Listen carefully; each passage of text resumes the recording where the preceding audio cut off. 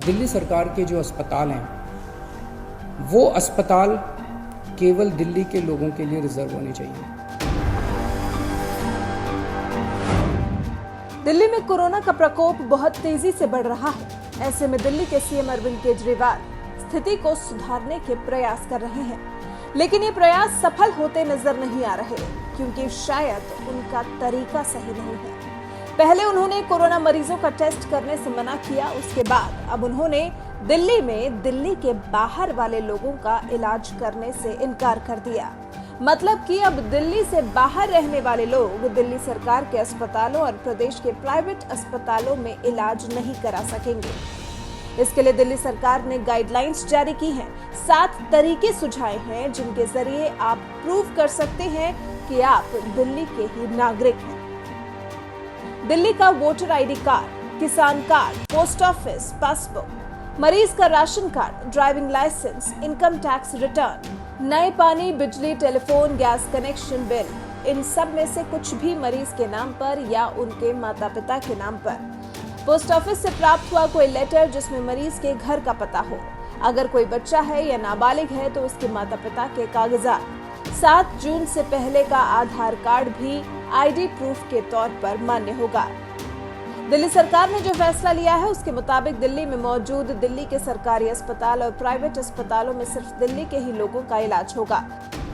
जून के अंत तक दिल्ली को लगभग 15,000 बेड्स की जरूरत होगी। ये कहां से आएंगे?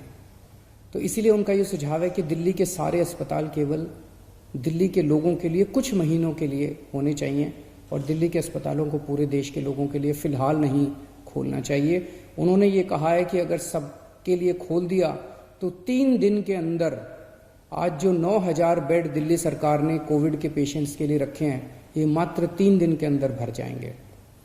इन सारी चीजों पे आज कैबिनेट ने गौर किया। अभी थोड़ी देर पहले हमारी कैबिनेट की मीटिंग थी और कैबिनेट ने गौर करके ये निर्णय लिया है कि हमें एक संतुलन बनाने की जरूरत है। दिल्ली सरकार में 10,000 बेड है, केंद्र सरकार में भी 10,000 बेड है। तो एक तरफ कल से हम बॉर्डर्स खोल देते हैं।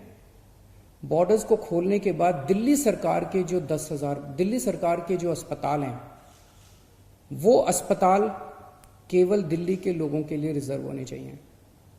केंद्र सरकार के जो अस्पताल हैं उसमें भी 10,000 बेड्स हैं।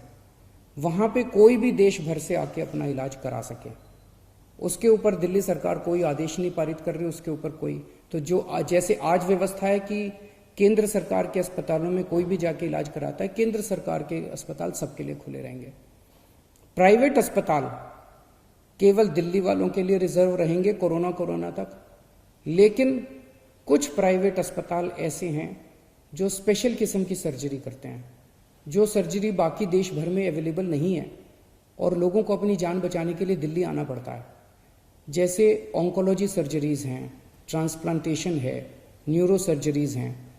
इस किस्म की कुछ सर्जरीज जो कुछ चंद अस्पताल करते हैं, उन सर्जरीज के लिए देश भर से लोग अगर दिल्ली आके अपनी सर्जरी करवाते हैं, वो पूरे देश के लोगों के लिए खुला रहेगा। तो मुझे लगता है कि ये एक बैलेंस है जिसमें दिल्ली वालों के हितों की भी रक्षा होगी और देश भर से अपने जो नागरिक दिल्ली आके अपना इलाज कराना चाहते हैं उनके हितों की भी रक्षा होगी। आपको बता दें कि दिल्ली कैबिनेट के इस फैसले पर सीएम केजरीवाल पर चौतरफा उंगलियां उठी हैं। आम आदमी पार्टी के ही बागी कहे जाने वाले कुमार विश्वास ने तो केजरीवाल पर ही तंज कस दिया था, क्योंकि केजरीवाल खुद अपनी खांसी का इलाज कराने के लिए बेंगलुरु गए थे। अब दिल्ली के लिए ये सब करके भी अगर दिल्ली के सीएम अरविंद केजरीवाल दिल्ली में कोरोना के संक्रमण को थाम नहीं पाते हैं तो मुश्किल है इस तरह से सरकार का चल पाना।